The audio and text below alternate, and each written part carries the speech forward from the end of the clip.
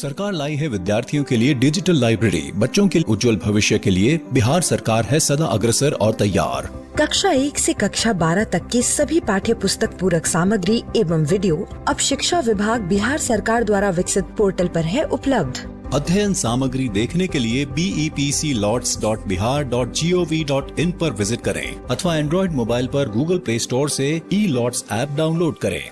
शिक्षकों, अभिभावकों एवं बच्चों से अनुरोध है कि इस ई-लाइब्रेरी का अधिक से अधिक लाभ उठाएं और अपनी पढ़ाई जारी रखें। हेलो बच्चों, कैसे हैं आप? जैसा कि आपको पता है, अभी हमारे स्कूल बंद हैं और हम लोग अपनी पढ़ाई मेरा दूरदर्शन मेरा विद्यालय के माध्यम से कर रहे हैं। इस कार्यक्रम में हम लोगों के लिए रोजाना शाम 4 बजे से 5 बजे क्लास 3 से 5 की पढ़ाई होती है, जहां हम मज़ेदार ढंग से अपनी पढ़ाई करते हैं और नई नई बातें सीखते हैं। साथ ही ज़रूरी बातों को अपनी कॉपी में नोट भी करते हैं।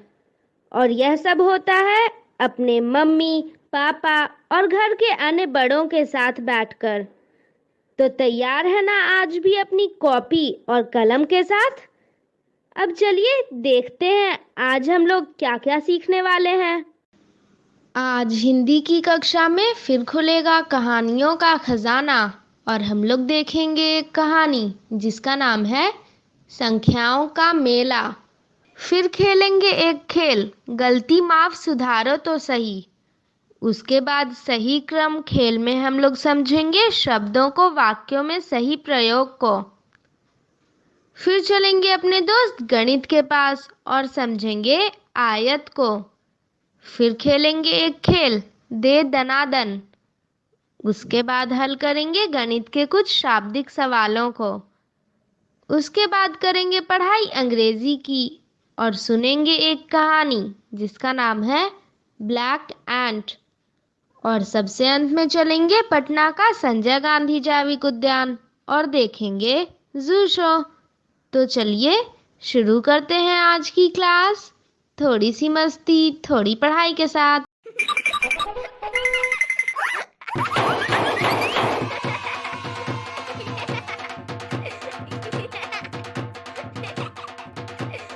हेलो बच्चों, थोड़ी सी मस्ती और थोड़ी पढ़ाई के इस एपिसोड में आप सभी का स्वागत है। मैं आशा करती हूँ कि ये प्रोग्राम सभी बच्चे अपने माता पिता और अपने भाई बहन के साथ देख रहे होंगे, क्योंकि हमारा प्रोग्राम तो घंटे भर में खत्म हो जाता है, पर घर पर मस्ती और पढ़ाई तो सबको मिलकर करनी चाहिए, है कि नहीं? तो चलिए इसी बात पर शुरू करते हैं आज का प्रोग्राम।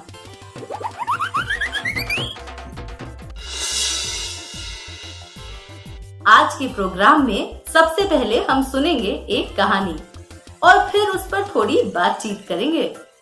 उसके बाद हम खेलेंगे कुछ अक्षरों के खेल। तो आप सभी तैयार हैं? क्या बात है बिट्टू के काका, आज तो बिल्कुल चुपचाप बैठे हैं। ऐसा कुछ नहीं है, सुस्ती सी लग रही है। क्या हुआ काका, तबीयत तो ठीक है ना? बिटिया, तबीयत तो ठीक है, बस सुस्ती सी लग रही है। आप कहें तो झट से सुस्ती दूर कर सकती हूँ। वह कैसे? सोचिए, इसके लिए क्या करना होगा? काकी, ये तो आपको ही पता होगा। बिटिया, तुम्हारी काकी सुस्ती दूर करने के लिए शायद कॉफी बनाने वाली हैं। बिल्कुल सही कहा आपने, मैं झट से कॉफी बनाकर लाती हूँ। काका, आपसे एक बात पूछूं? हाँ हाँ पूछो। क्या वास्तव में कॉफी पीने से सुस्ती भाग जाती है? बिट्टू, मैं बताती हूँ, काका को कॉफी पीने दो। अरे वाह, बहुत बढ़िया बनी है कॉफी। हाँ बिट्टू, कॉफी पीने से सुस्ती भाग जाती है और शरीर में ताजगी महसूस होती है।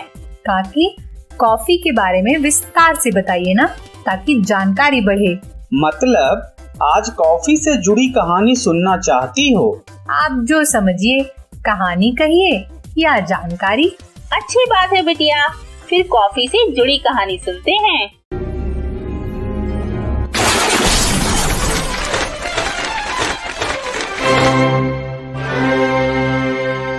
अब आप मीना से सुनिए कहानी कॉफी की। लेखन एलुमे अबेबे, कोडे इथोपिया, चित्रांकन इंडोवू एबायोमी, होलुवा सेगुन, अनुवाद संध्या तिवारी, प्रकाशन स्टोरी वीवर। कॉफी के पौधे में फल उगते हैं। इनके फल होते हैं वो छोटे छोटे फल जो बेरीज कहलाते हैं। बेरीज में बीज पाए जाते हैं। ये बीज कॉफी की फलियां हैं। कॉफी को लेकर बहुत सी किंवदंतियां मशहूर हैं। इन्हीं किंवदंतियों में से एक है इथोपिया के काल्डी की किंवदंती। काल्डी इथोपिया का एक नौजवान चरवाहा था। एक दिन काल्डी की बकरियों ने कॉफी के पौधों की लाल बेरीज को खा लिया। काल्डी ने महसूस किया कि उन्हें खाने के बाद उसकी बकरियां आसपास उछलने कूदने लगी हैं। काल्डी को आश्चर्य हुआ, क्या इस बेरीज की वजह से बकरियों को इतनी ऊर्जा मिली है? यह जानने के लिए उसने खुद बेरीज को चखा। इसका स्वाद उसे बहुत कड़वा लगा। कुछ क्षण बाद काल्डी ने खुद को तरोताजा महसूस किया। उसने कॉफी की कुछ बेरीज को तोड़ा और उन्हें घर ले गया। उसने कुछ बेरीज अपनी पत्नी को दिए। उन्हें चूसने के बाद उसने भी वैसा ही महसूस किया जैसा काल्डी ने किया था। उन दोनों ने सोचा कि यह कोई ईश्वरीय तोहफा है। कुछ दिनों बाद काल्डी कॉफी के कुछ फल और पत्ते पास के मठ में ले गया। काल्डी ने सारी कहानी मठ के भिक्षुओं को सुनाई और वहां से चला गया। भिक्षुओं ने यह जानने के लिए कि जो काल्डी कह रहा है वह सच है या नहीं, बकरियों को काफी बेरीज खिलाए। भिक्षुओं ने पाया कि काल्डी जो कह रहा था वह सच है। बकरियां सच में उछलने कूदने लगी। मठ में वापस आने के बाद इन भिक्षुओं ने अन्य भिक्षुओं को कॉफी की बेरीज को उबालने के लिए कहा। भिक्षुओं ने उबली हुई बेरीज को पिया और उन्हें ये बहुत ही कड़वा लगा। उन्हें यह शैतानों का पेय जान पड़ा। बचे हुए बेरीज को उन्होंने आग के हवाले कर दिया। तभी उन्हें आग में से एक सुगंध आई। तभी उन्हें बीजों के भूनने और फिर उबालने का बेहतरीन विचार आया। इस स्वादिष्ट पेय को पीने के बाद उन्होंने खुद को तरोताजा और ऊर्जावान महसूस किया। तभी से लोग तरोताजा और ऊर्जावान रहने के लिए पिसी हुई कॉफी पीने लगे। इस तरह से कॉफी पीने की शुरुआत इथोपिया से हुई और पूरे विश्व में फैल गई। क्यों बिट्टू, तुम्हारे सवालों के जवाब मिल गए? हाँ काकी, बहुत ही बढ़िया कहानी थी। काफी सारी जानकारी मिली कॉफी के बारे में। जब कहानी में इतनी सारी जानकारियाँ हैं तो बातचीत करके और समझ बढ़ाते हैं। जरूर। फिर काका, सबसे पहले आप ही बताइए, काल्डी कौन था? बिटिया, काल्डी इथोपिया का एक नौजवान चरवाहा था।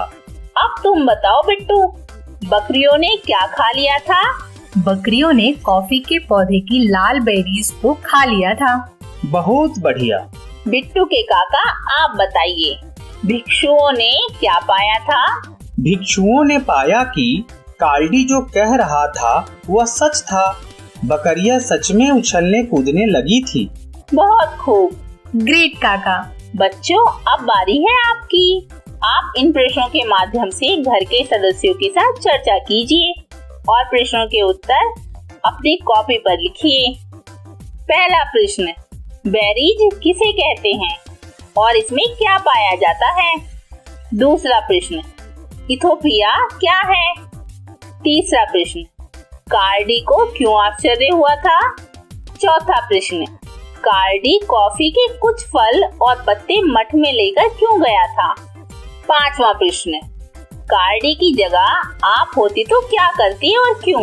काका, आपकी सुस्ती खत्म हो गई क्या? हाँ बिटिया, पहले से अच्छा महसूस कर रहा हूँ। फिर समय का ध्यान रखते हुए शुरू हो जाइए। मतलब? यह तो तुम्हारी काकी ही बता सकती है। आप भी मतलब को समझते हुए अनाड़ी मत बनिए। बिटिया, शुरू करते हैं खेल, अक्षर खेल। तो आइए बच्चों शुरू करते हैं एक मजेदार खेल जिसका नाम है अक्षर खेल। अब खेल खेलना कैसे है उसके बारे में यहाँ लिखा हुआ है, तो पहले पढ़ लेते हैं। आपको स्क्रीन पर एक अपूर्ण शब्द दिखाई देगा, उचित मात्रा चुनकर सही शब्द बनाएं। पहले अक्षर चुनिए, फिर उचित मात्रा चुनिए। ठीक है, तो चलिए मिलकर बनाते हैं शब्द। लालच, ला, ल, च। ऊपर भी देखिए कुछ लिखा हुआ है, इसको भी पढ़ लेते हैं।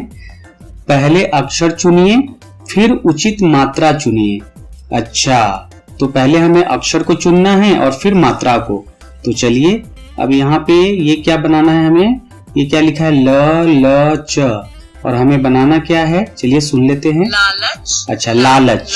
ठीक है, तो पहले अक्षर को चुन लेते हैं, ल। अब इसमें हमें मात्रा कौन सी लगाएंगे, आ की, तो ये लगा दिया ला। अब देखते हैं ला, ल, च। अब देखते हैं सही है या नहीं। बिल्कुल सही। चलिए आगे बढ़ते हैं, आप भी बनाते रहिए। अच्छा, अब हमें भूख शब्द बनाना है, तो भूख बनाने के लिए हमें भ में कौन सी मात्रा लगाएंगे, छोटी ऊ की, बड़ी ऊ की मात्रा। चलिए देखते हैं।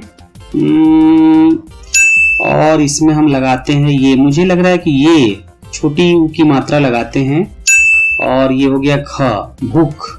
अब देखते हैं सही है या नहीं। ओ, ये सही नहीं है, इसमें मात्रा, ये छोटी ऊ की मात्रा नहीं लगाएंगे, हमें इसको बड़ी ऊ की मात्रा लगाना पड़ेगा। तो चलिए ठीक है, इसको पहले इस मात्रा को हटा दिया हमने, अब हम बड़ी ऊ की मात्रा लगाएंगे। तो ये रहा बड़ी ऊ की मात्रा। अब हो गया भूख, भूख। अब मुझे लग रहा है कि ये सही है, चलिए देखते हैं सही है या नहीं। That's very good. वाह, बिल्कुल सही। अब आगे बढ़ते हैं। खेत, खेत, खेत। तो ख में चलिए इसमें से कौन सी मात्रा लगाएं, आप बताइए। सही कह रहे हैं आप, इसको चुनते हैं। अब खेत, खेत। अब देखते हैं कि सही है या नहीं। अरे वाह, बिल्कुल सही। चलिए आगे बढ़ते हैं, मजा आ रहा है ना इस खेल में। अच्छा, अब हमें उचित मात्रा लगाकर नेक शब्द बनाना है, तो न में कौन सी मात्रा लगाएं, बताइए आप। ये अच्छा, चलिए देखते हैं लगा के। तो पहले अक्षर को हमें सेलेक्ट करना पड़ेगा, और फिर मात्रा लगा दिया हमने, नेक। अब देखते हैं कि सही है या नहीं। Please try again. गलत है, इसको सही करना पड़ेगा। तो पहले जो ये मात्रा लगा दिया हमने, इसको हटाना पड़ेगा। तो चलिए हटा देते हैं पहले। हाँ, अब सुनते हैं वापस, बनाना क्या है हमें। अच्छा, नेक, नेक। तब मुझे लग रहा है कि एक ही मात्रा लगाते हैं। अब मुझे लग रहा है कि ये सही है, चलिए देख लेते हैं सही है या नहीं। Excellent. अरे वाह, बिल्कुल सही। मजा आ रहा है ना खेल में। मुझे भी बहुत मजा आ रहा है। तो चलिए आगे चलते हैं। तबला, तबला। अब बनाना है हमें शब्द तबला।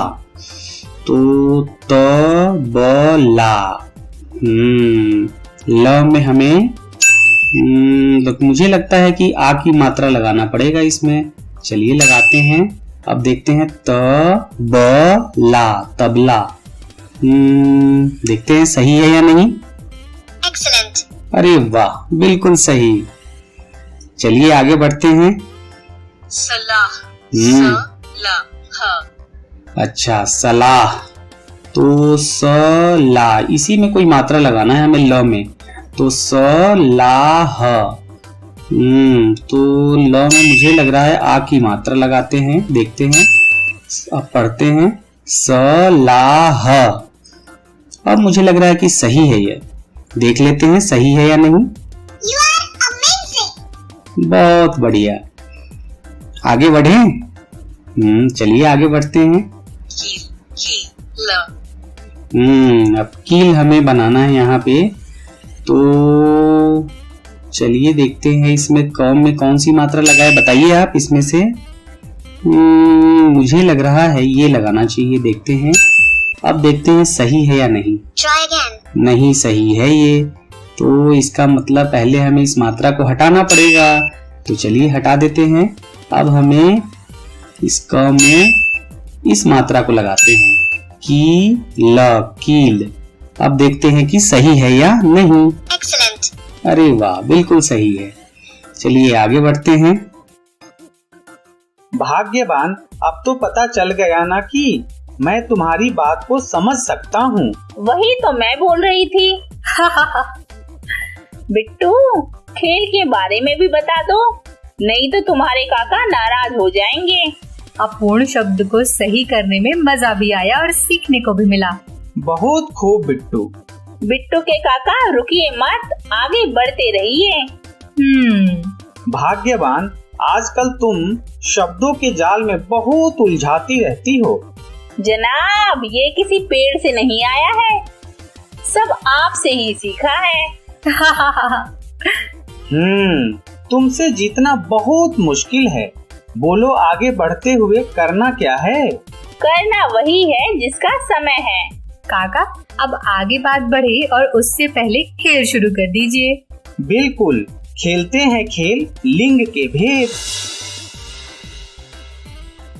तो आइए बच्चों शुरू करते हैं एक मजेदार खेल जिसका नाम है लिंग के भेद। इस खेल में स्त्रीलिंग और पुल्लिंग शब्दों को छांटकर अलग करना है। तो चलिए शुरू करते हैं इस मजेदार खेल को। स्त्रीलिंग और पुल्लिंग शब्द छांटकर अलग कीजिए। अब यहाँ पे देखिए, पुत्री। पुत्री यह स्त्रीलिंग शब्द है या पुल्लिंग? क्या लगता है आपको? मुझे तो लग रहा है कि स्त्रीलिंग शब्द है ये। चलिए देखते हैं इसको। यहाँ लाते हैं, इसमें यहाँ रख दिया हमने। और गाय, मुझे लगता है कि ये गाय पुल्लिंग होना चाहिए या स्त्रीलिंग। चलिए देखते हैं, यहाँ रखते हैं। देखिए,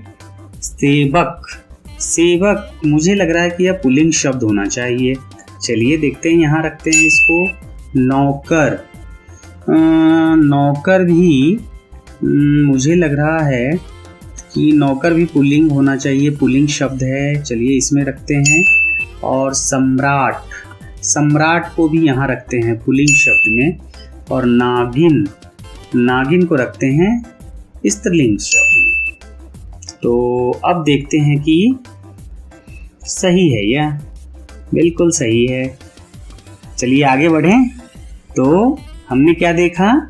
सेवक, नौकर, सम्राट, ये सभी शब्द जो है पुल्लिंग है। और पुत्री, गाय, नागिन, यह सभी शब्द स्त्रीलिंग है ना मजेदार खेल? चलिए आगे चलते हैं। अब यहाँ पे पत्नी स्त्रीलिंग में रखते हैं इसको। और सम्राज्ञी, इसको भी स्त्रीलिंग में रखते हैं। यहाँ रख दिया हमने। बुढ़ा, क्या लगता है आपको? सही बोल रहे हैं आप, इसको रखते हैं पुल्लिंग में, बिल्कुल। नानी को कहाँ रखे? स्त्रीलिंग शब्द या पुल्लिंग? कहाँ रखे? स्त्रीलिंग में। चलिए बिल्कुल, यहाँ रख दिया हमने। अब यहाँ है बछड़ा को ये रखते हैं यहाँ पुल्लिंग शब्द। और गधा भी मुझे लग रहा है कि पुल्लिंग शब्द है। अब देखते हैं सही है? बिल्कुल सही है। चलिए आगे चलते हैं। अब यहाँ पे है बाघ पुल्लिंग शब्द, इसको यहाँ रख दिया हमने। महोदया, इसको भी मुझे लग रहा है पुल्लिंग है। साला भी पुल्लिंग होगा? नहीं, ऐसा क्यों? ये देखिए आ गया। और हिरनी, हिरनी ये स्त्रीलिंग शब्द है। स्त्री, स्त्री भी स्त्रीलिंग शब्द है। भैंस, भैंस भी स्त्रीलिंग शब्द है। तो हमने क्या देखा? बाघ, महोदय, साला, ये सभी शब्द जो है पुल्लिंग है। और हिरनी, स्त्री, भैंस, ये सभी शब्द स्त्रीलिंग है ना मजेदार? चलिए आगे चलते हैं। खेल हो गया समाप्त। वाह काका, इस खेल को भी खेलने में बहुत मजा आया। तुम दोनों का धन्यवाद तारीफ करने के लिए। बच्चों, काका काकी की नोकझोंक के साथ साथ खेल देखने में खूब मजा आया होगा। अब आप भी इस खेल को अपने दोस्तों और घर के सदस्यों के साथ खेलिए और सीखने का मजा लीजिए। डर से नहीं, तैयारी से आगे कदम बढ़ाना है। रुकी जिंदगी में चहल पहल वापस फिर से लाना है। धोकर हाथ, पहन कर मास्क, सुरक्षित जीवन चलाना है। सुरक्षित जीवन चलाना है। डर कर नहीं, तैयारी से आगे कदम बढ़ाना है। डर कर नहीं, तैयारी से आगे कदम बढ़ाना है। रखेंगे 2 गज की दूरी, सबको पौष्टिक आहार खिलाएंगे, बच्चों और बूढ़ों का करेंगे ख्याल। रोगी नहीं, रोग से लड़ कोरोना को हराएंगे। स्वास्थ्य केंद्र फिर से खुल गए, जिनका लाभ उठाना है। रुकी जिंदगी में चहल पहल वापस फिर से लाना है। धोकर हाथ, पहन कर मास्क, सुरक्षित जीवन चलाना है। सुरक्षित जीवन चलाना है। डर कर नहीं, तैयारी से आगे कदम बढ़ाना है। डर कर नहीं, तैयारी से आगे कदम बढ़ाना है। टीकाकरण की शुरुआत हो गई है, पर पहले की तरह हमें मास्क लगाना और 2 गज की दूरी बनाए रखना अभी भी जरूरी है। स्वास्थ्य विभाग और सूचना एवं जनसंपर्क विभाग, बिहार सरकार द्वारा जनहित में जारी। जीतेगा बिहार।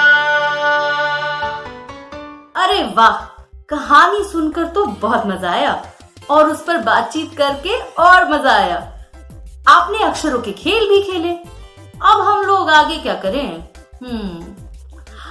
आगे गणित सीखते हैं। रोज की तरह कुछ मजेदार होगा चाचा जी के पास। तो चलिए सीखते हैं गणित, खेल खेल में, हंसी मजाक में, थोड़ी सी मस्ती, थोड़ी पढ़ाई के साथ।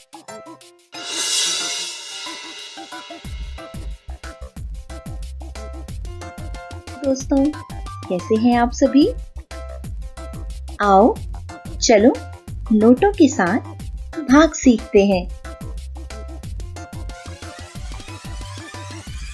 तो आओ इसे हम एक उदाहरण से समझते हैं। कोमल के पास 234 रुपए हैं। उसने वह रुपए अपने 2 दोस्तों में बराबर बांटे, तो हर एक दोस्त को कितने रुपए मिलेंगे? देखो भाई, ये कोमल और ये कोमल के पास 100 और ये एक और 100 का नोट, यानी कुल 200।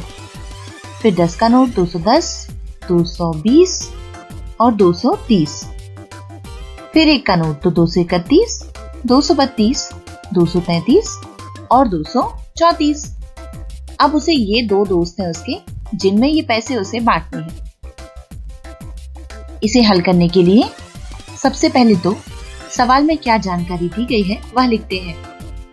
तो क्या दिया है? दिया है कोमल के पास 234 रुपए हैं, वह उसने अपने 2 दोस्तों में बराबर बांटे हैं। और सवाल में पूछा क्या है? तो पूछा है कि हर एक दोस्त को कितने रुपए मिलेंगे और करना क्या होगा? जोड़ या घटाव या फिर गुणा, या हम भाग करेंगे? तो देखो भाई, पैसे बांटने की बात है इसलिए हम इसमें भाग करने वाले हैं। तो आ जाओ, अब हम सवाल को हल करते हैं। तो सबसे पहले इस तरह 234 लिख लेते हैं और दो भागों में बांटना है, तो 2 यहाँ लिखते हैं और भाग का चिन्ह बना लेते हैं। अब इस तरह सैकड़े को बांट लेते हैं और ये दहाई और इकाई को भी। तो हमारे पास क्या है, 2 सैकड़ा है, 3 दहाई है और 4 इकाई है। यानी 2 100 के नोट हो गए, 3 दहाई मतलब 3 10-10 के नोट और 4 इकाई यानी 4 1-1 रुपए के नोट है। तो सबसे पहले शुरुआत कहाँ से करें, 100 के नोट से, यानी सबसे बड़ी संख्या से। तो हमें क्या बांटने हैं, 2 100 के नोट यानी 2 सैकड़े।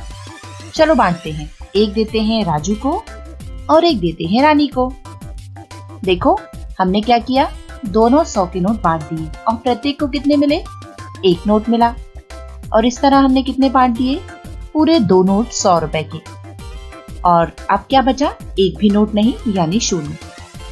अब हम लिख लेते हैं इस 3 दहाई को नीचे, यानी हमें अब 10 के नोट बांटने हैं। तो हमने एक दिया यहाँ रानी को, फिर एक 10 का नोट दिया राजू को। अब एक ही नोट बचा है जिसे हम बीच में से काट के तो बांटेंगे नहीं, यानी इसे नहीं बांटते हैं। तो प्रत्येक को कितने नोट मिले, 1 नोट।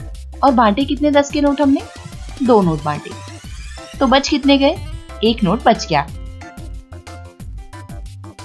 अब हमारे पास है क्या, 4 इकाई यानी 4 1-1 रुपए वाले नोट और 1 दहाई भी है। तो क्या करें, चलो बैंक चलते हैं और इस बैंक में जाके ये 10 रुपए के छुट्टे मांग लेते हैं। तो ये 1 2 3 4 5 6 7 8 9 और ये 10। बैंक ने हमें 1-1 रुपए के 10 नोट दे दिए हैं और इस तरह अब हमारे पास हो गए कुल 14 रुपए। अब इन्हें बांटेंगे एक एक करके, चलो बांटते हैं। तो सबसे पहले एक राजू को दिया, फिर एक रानी को, फिर राजू को, फिर रानी को। और इस तरह हम इन्हें बांटते जाते हैं।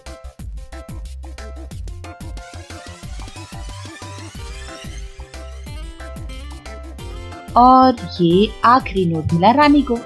देखो दोनों में बराबर बराबर बांट दिए। तो हमने क्या किया, प्रत्येक को 7 नोट मिल गए ना। इस तरह बांटा कि प्रत्येक को 7 नोट मिले और इस तरह कितने रुपए बांट दिए, पूरे 14 रुपए। तब क्या बचा, कुछ भी नहीं यानी 0।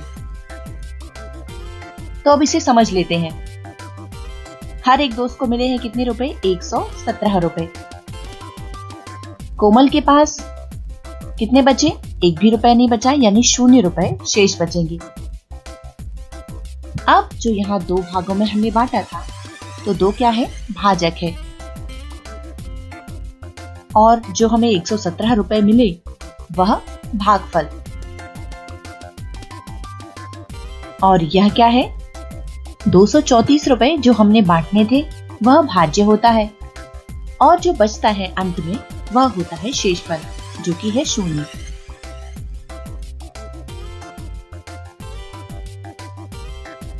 तो अब अभ्यास के लिए सवाल है, इन्हें आपको हल करना है। देखिए सवाल क्या है, मास्टर जी ने अपने 5 विद्यार्थियों में 635 रुपए बराबर बांटे, तो हर एक विद्यार्थी को कितने रुपए मिलेंगे। सवाल है, रिया ने अपने 8 दोस्तों में 300 समोसे बराबर बांटे, तो हर एक दोस्त को कितने समोसे मिलेंगे। इनके जवाब के साथ हम फिर मिलते हैं। अपना ख्याल रखिए, गुड बाय।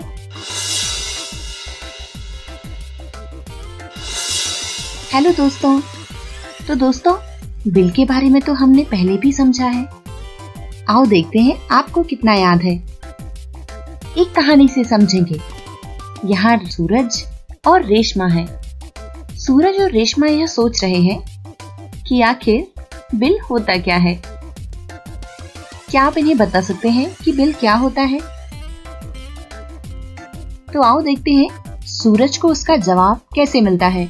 सूरज जाता है घर, वहाँ मिलती है उसको उसकी माँ और वो कहती है कि चलो सूरज, अब हम राज किराना स्टोर में जाकर कुछ सामान खरीद लाते हैं। सूरज कहता है ओके चलते हैं माँ, मुझे चिप्स भी मिलेगा ना। सूरज अपनी माँ के साथ ऑटो से दुकान जा रहा है। सूरज की माँ ने निम्न वस्तुएं खरीदी हैं, जैसे दाल 2 किलो, नमक 3 किलोग्राम और हल्दी 200 ग्राम। धनिया भी लिया है, धनिया लिया है 200 ग्राम। सूरज की माँ को दुकानदार ने बिल दिया है। तो ये रहा बिल जो दुकानदार किसको दे रहा है, माँ को। तो यह बिल देखकर बताना है कि सूरज की माँ को दुकानदार को आखिर कितने रुपए देने हैं। तो आओ ध्यान से बिल में देख लेते हैं क्या क्या जानकारी है। तो देखो, सामग्री में माँ ने ली थी दाल। दाल कितनी ली थी? 2 किलो। और क्योंकि 85 रुपए प्रति किलो दाल है तो माँ को देने होंगे 170 रुपए। और नमक माँ ने खरीदा 3 किलो और नमक की कीमत है 20 रुपए प्रति किलो, इसलिए माँ को देने होंगे 60 रुपए नमक के लिए। अब बात करते हैं हल्दी की। तो हल्दी माँ ने ली है 200 ग्राम वाला एक पैकेट और 200 ग्राम का एक पैकेट आता है 48 रुपए का, इसलिए माँ को इसके लिए 48 रुपए ही देने होंगे। और धनिया पैकेट भी लिया, धनिया पैकेट भी 200 ग्राम का और 200 ग्राम का एक धनिया पैकेट 45 रुपए का है, इसलिए माँ को देने होंगे इसके लिए भी 45 रुपए। तो अब कुल मिलाकर कितनी रकम देनी है माँ को? तो कुल मिलाकर देने हैं 323 रुपए। तो यहाँ दुकानदार ने अपने हस्ताक्षर किए और बिल पकड़ा दिया माँ को। तो सूरज की माँ ने दुकानदार को 323 रुपए दिए। अब इस बिल को ध्यान से देखिए। बिल का नमूना देखकर नीचे लिखे प्रश्नों के उत्तर लिखिए। पहला प्रश्न है, इस बिल का नंबर क्या है? सोचकर बताओ। ध्यान से देखो तो बिल नंबर आपको दिख जाएगा। ये रहा, बिल नंबर है 561/8। एकदम सही। अच्छा, दूसरा प्रश्न, दुकान का नाम क्या है? कहां पर लिखा है दुकान का नाम? ढूंढकर बताओ। हाँ, ये मुझे मिल गया। दुकान का नाम है राज किराना स्टोर्स। और दुकान किस नगर में स्थित है? सोचिए, ध्यान से बिल को देखिए। हाँ, ये रहा, दीपक नगर, दुर्ग, छत्तीसगढ़। तो दुकान किस नगर में है? दीपक नगर में है, जो कि छत्तीसगढ़ में है। अब बताइए कि किस दिनांक को सामान खरीदा गया है। दिनांक कहाँ लिखी है? हाँ, ये रही, दिनांक है 9/10/2020, यानी 9 अक्टूबर 2020। अब बात करते हैं कि 200 ग्राम धनिया की कीमत क्या है। तो हमने अभी अभी देखा है 200 ग्राम धनिया की कीमत कितनी थी, देखकर बताइए। ये रही 200 ग्राम धनिया, जो है 45 रुपए की। तो यहाँ हम लिखेंगे 45 रुपए। बच्चों, एक और सवाल है आपसे। दाल की कीमत कितने रुपए प्रति किलो है? कहां पर है? ये रही। तो दाल की कीमत है 85 रुपए प्रति किलो। और अब आखिरी सवाल है कि कुल कितने रुपए का सामान आखिर माँ ने खरीदा। तो माँ ने कितने रुपए का सामान खरीदा है? ये रहा, 323 रुपए का। आशा है दोस्तों आपने आज बिल को अच्छे से समझ लिया होगा। तो बस अब अपनी माँ के साथ जब भी जाइए बिल जरूर देखिए। फिर मिलते हैं। Good bye.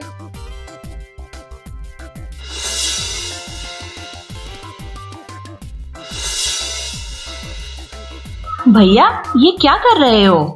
मैं पहेली हल कर रहा हूँ। लेकिन ये कैसी पहेली है? ये एक पहेली है, तुम खेलोगी ये? हाँ, क्यों नहीं। कैसी पहेली? पहेली का नाम है जमा कर देखो। अरे वाह, हाँ मैं खेलूंगी। ठीक, करके देखो। पर इससे कुछ नियम है। आयताकार वस्तु एक दूसरे के बाजू में नहीं होनी चाहिए और गोल वस्तु आयताकार वस्तु के बाजू में नहीं होनी चाहिए। अच्छा, यह तो थोड़ा मुश्किल है, लेकिन हाँ, मैं करके देखती हूँ। ठीक है, तो मैं पहले इस बुक को रखती हूँ जो आयताकार है, फिर दूसरी वाली बुक, फिर इस बुक को रख देती हूँ, फिर यहाँ मैं ट्रॉफी रखती हूँ, फिर षटभुज। अब मैं ये बॉल रख देती हूँ जो गोलाकार है। अब ये दिल और ये त्रिकोण मैंने रखा। तो बताओ भैया, क्या मैंने सही जमाया? नहीं पिंकी, हमारे नियम यहाँ पर लागू नहीं हो रहे हैं। अरे हाँ, ठीक है, मैं फिर से कोशिश करती हूँ। ठीक है। अब मैंने यहाँ पे किताब रखी।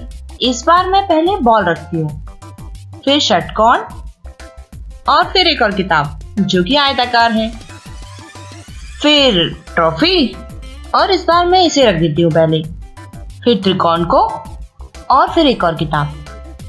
अरे चिंकी, नियम को फिर से देखो। क्यों, इसमें भी नियम लागू नहीं हो रहा? नहीं। ठीक है, मैं एक बार और कोशिश करती हूँ। हाँ। इस बार पहले ये किताब रख देते हैं, फिर षटकोण रख देते हैं, फिर ये दिल वाला शेप और फिर ये किताब, फिर त्रिकोण को जमा देते हैं, फिर बड़ी वाली किताब को और फिर अब बॉल को रख देते हैं और आखिर में ट्रॉफी। क्या आप सही है भैया?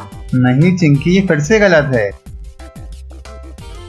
लेकिन भैया, इसमें गलत क्या है?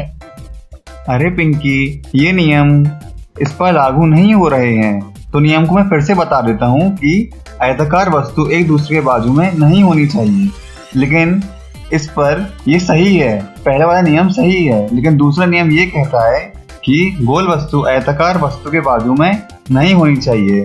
वो नियम इसमें सही नहीं है। अरे हाँ, यहाँ पर तो मेरी बॉल एक आयताकार किताब के बाजू में ही है। बिल्कुल सही कहा पिंकी। हाँ ठीक है, तो मैं फिर से कोशिश करती हूँ। बिल्कुल। इस बार मैं आयताकार वस्तु को रखूंगी, फिर मैं षटभुज को रखती हूँ, फिर एक और आयताकार वस्तु रख देती हूँ और फिर त्रिकोण, फिर एक आयत वस्तु। तो पहला नियम मेरा यहाँ पे लागू हो गया। अब मैं ये दिल वाले शेप को रख देती हूँ और फिर ट्रॉफी को, और क्योंकि गोल वस्तु सबसे अलग होनी चाहिए यानी आयत वस्तु के बीच में नहीं, तो मैं इसे आखिर में रख देती हूँ। वाह पिंकी, सही लग रहा है ये। तो पिंकी देखो, तुमने 4 तरीके से हल किया है, जिसमें किताब, षटकोण, किताब, त्रिकोण, बड़ी किताब, दिल, ट्रॉफी, बॉल। वाह पिंकी। थैंक यू भैया। तो दोस्तों, आज हमने पहेली खेली जमा कर देखो। आप भी इस तरह की पहेली अपने दोस्तों के साथ खेलते रहिए और सीखते रहिए। हम फिर मिलते हैं। Bye bye. Bye bye.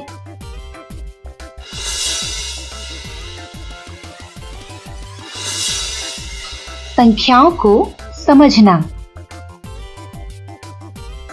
तो दोस्तों, ये रही संख्या। बताओ यह संख्या कौन सी है? आओ इसे इकाई और दहाई में लिखते हैं और समझते हैं। तो यहाँ हम इकाई और यहाँ दहाई लिख लेंगे। इस तरह 8 दहाई 5 इकाई, तो 5 हो गया इकाई पर, 8 दहाई मतलब हो गया 80। और अब संख्या बन गई 80 5 85। अब देखते हैं कि 85 इन संख्याओं से छोटी है या बड़ी। इसे दर्शाने के लिए हमने यहाँ पर एक संख्या रेखा बनाई हुई है और यह लाल बिंदु 85 की स्थिति को दर्शा रहा है। तो देखिए, 85 17 से बड़ा है क्योंकि यह बाएं तरफ है। और अब 85 34 से भी बड़ा है, तो यह भी बाएं तरफ होगा। और 85 51 से भी बड़ा है, देखिए। और 85 68 से भी बड़ा है। और 102 से नहीं, 102 से तो यह बड़ा नहीं है, छोटा है, क्योंकि अब यह दाहिनी तरफ है। अब आओ देखते हैं 85 एक सम संख्या है या फिर विषम। तो सम और विषम होते क्या है? सम 2 से विभाजित जिसे किया जाता हो और विषम जिसे 2 से विभाजित नहीं किया जा सकता। तो 85 को 2 से विभाजित नहीं किया जा सकता क्या? तो आओ अब हम संख्या को एक निश्चित अंतर पर लिखते हैं, जैसे 5, 10, 15, 20, 25, 30। आप यहाँ देख रहे हैं 5 विषम 10 सम, 15 विषम तो 20 सम। इसी तरह 25 अगर विषम है तो 30 सम संख्या है। अब इसी तरह हम आगे लिख लेते हैं। तो अब आप देखो 80 सम संख्या है और 90 भी सम है, तो 85, हाँ 85 यह विषम संख्या हुई। अब पता करते हैं कि यह अभाज्य संख्या है। तो जिसे एक और स्वयं उसी संख्या के अलावा किसी और भी संख्या से विभाजित नहीं किया जा सकता, वह होती है अभाज्य। तो 85 एकम 85, 1 गुना 85 बराबर 85 और 5 गुना 17 यह भी तो 85 है। यानी 85 एक अभाज्य संख्या नहीं है, यह एक भाज्य संख्या है। आज के लिए इतना ही दोस्तों, फिर मिलेंगे। Goodbye. दोस्तों, आज की कहानी का नाम है मोना लव्स रोटी। इस कहानी का स्रोत है स्टोरी व्यूवर कम्युनिटी। इस कहानी की लेखिका है संध्या टक्सले और चित्रकार है शैलजा जैन चौगुले। मुझे लगता है यह कहानी रोटी बनाने के बारे में होगी। चलो तो फिर चलकर यह कहानी देख और सुन लेते हैं। Mona loves roti. Amma, how did you make this roti? From a small ball of soft dough.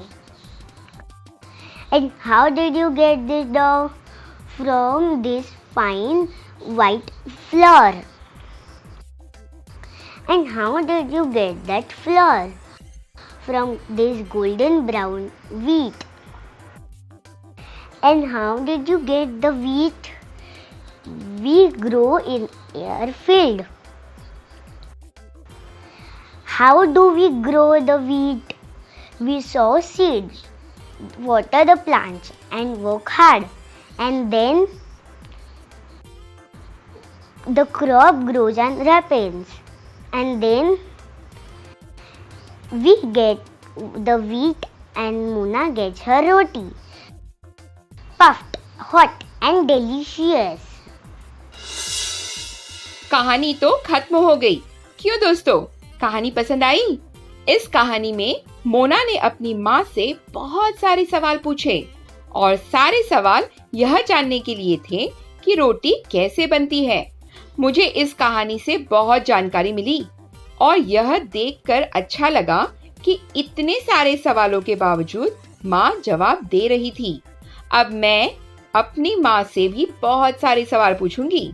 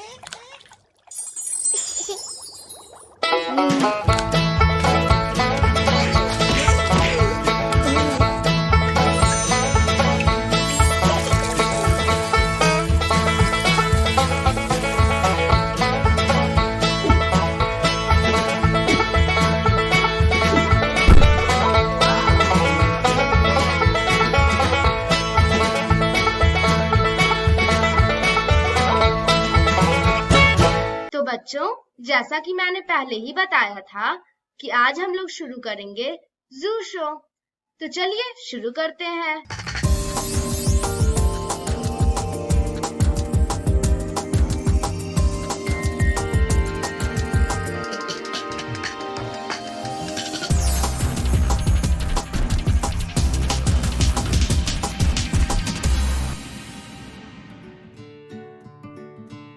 Sanjay Gandhi जैविक उद्यान जू आउटरीच प्रोग्राम में आज हम किसी जानवर के एनक्लोजर के पास नहीं चलेंगे, हम चलेंगे जानवर के बच्चे के पास। संजय गांधी जैविक उद्यान के सफल प्रबंधन और देखभाल का ही नतीजा है कि आज यहाँ मौजूद लगभग सभी जल, थल और आकाश में रहने वाले जानवरों का प्रजनन हुआ है। सबसे पहले हम बात करेंगे गेंडा के बच्चे की।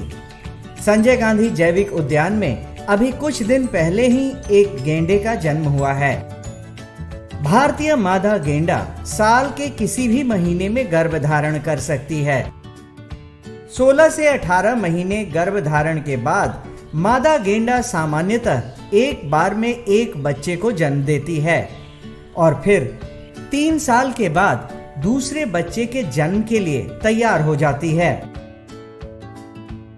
जन्म के समय नवजात शावक का वजन लगभग 40 से 50 किलोग्राम तक का होता है। जन्म के कुछ घंटों के बाद नवजात शावक न सिर्फ जमीन पर चलने फिरने लगते हैं बल्कि पानी में तैरने भी लगते हैं।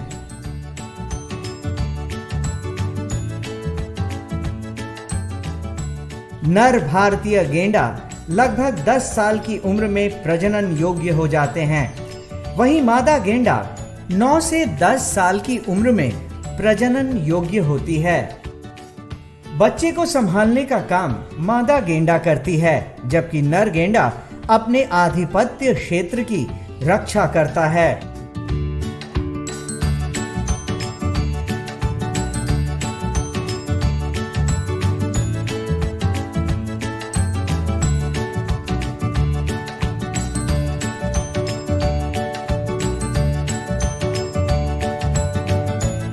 भारतीय गेंडा लगभग 10 साल की उम्र में प्रजनन योग्य हो जाते हैं। वहीं मादा गेंडा 9 से 10 साल की उम्र में प्रजनन योग्य होती हैं।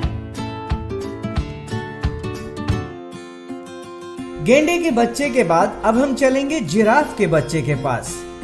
संजय गांधी जैविक उद्यान में अभी जिराफ का एक बच्चा है।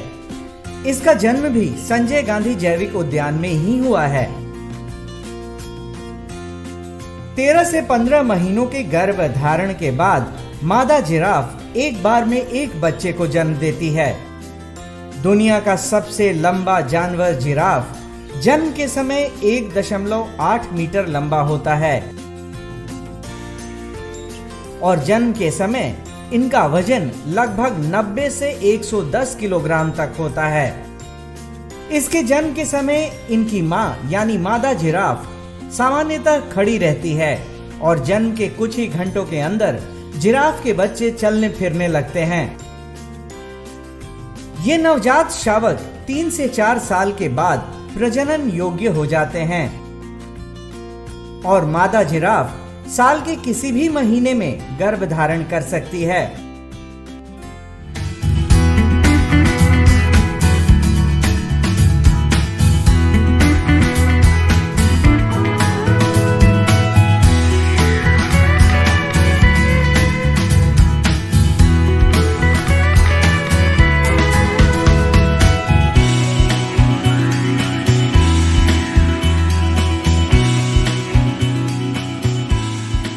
जिराफ के बच्चे के बाद अब हम बात करेंगे भालू के बच्चे की।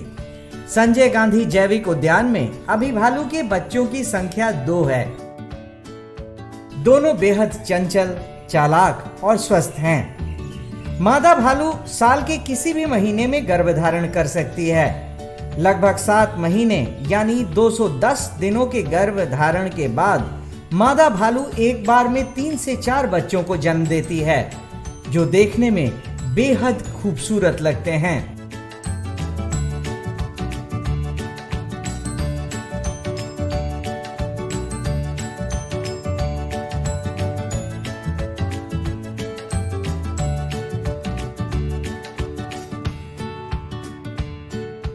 जन्म के समय बच्चे का वजन लगभग 700 ग्राम से 100 किलोग्राम तक होता है। साथ ही जन्म के 1.5 से 2 महीने के बाद नवजात शावक चलने फिरने लगते हैं। भालू के बच्चे जन्म के 3 से 4 साल के बाद प्रजनन योग्य हो जाते हैं।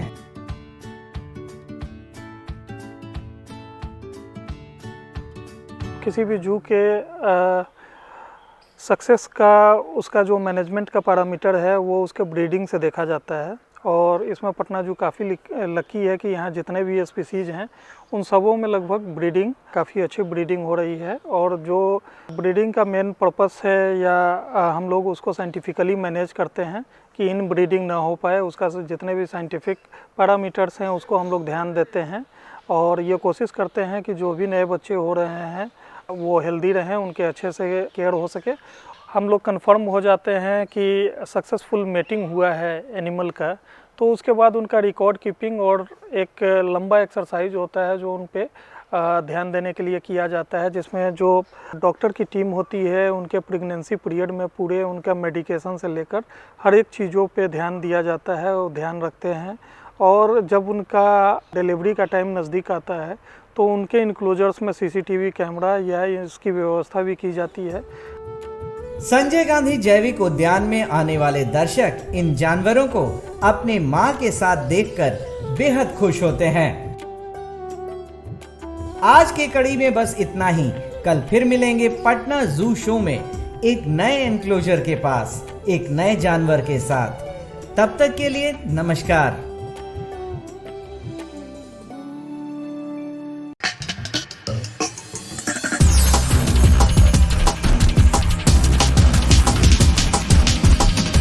तो आशा करती हूँ बच्चों आज के एपिसोड में आपने जरूर कुछ नया सीखा होगा। तो घर पर रहें, पढ़ते रहें, बढ़ते रहें। मिलते हैं अगले एपिसोड में। बाय बाय बच्चों। सुनो घंटी बजी, स्कूल की चलो।